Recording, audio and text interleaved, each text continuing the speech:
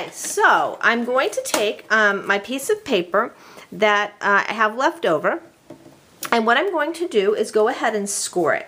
I'm going to score it at the long ways at 5 inches, 5 inches,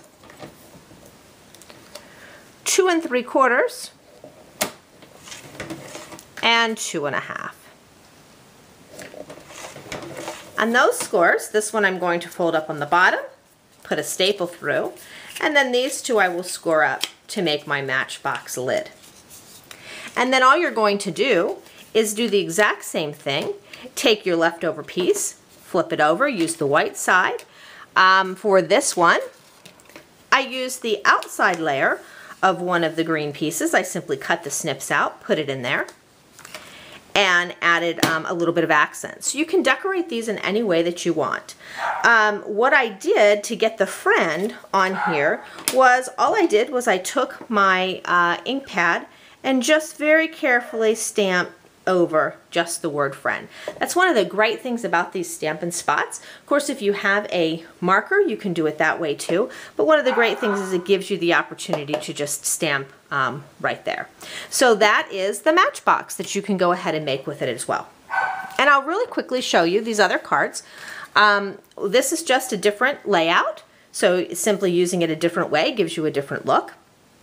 And then finally, the last thing that we're going to make is the old-fashioned Bagalope. Many of you may remember these, but what I did was I took an envelope, I sealed it shut, and then I scored. I scored all the way around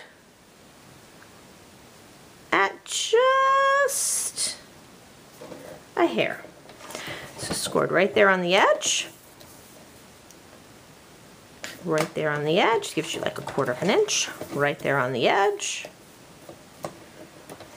all the way around, and you don't need to do the top. So just on all 3 sides. And then go ahead and fold that on the score line. And then what I'm going to do, and you can use decorative scissors if you have them handy, or a scalloped punch for the top, but I'm just going to slice the top off just to open it up for us, that you can see that I've made this little bag. I'm going to turn the sides that I just scored inward, and I'm doing this rather quickly, but what I'm doing is just putting this together and making just a little bag out of it. You can adhere the bottom if you'd like. And then for the purposes of the Hey There Friend kit, all I'm going to do is take this piece of paper, just one of the yellow pieces, and I'm going to go ahead and decorate it any way that you should choose.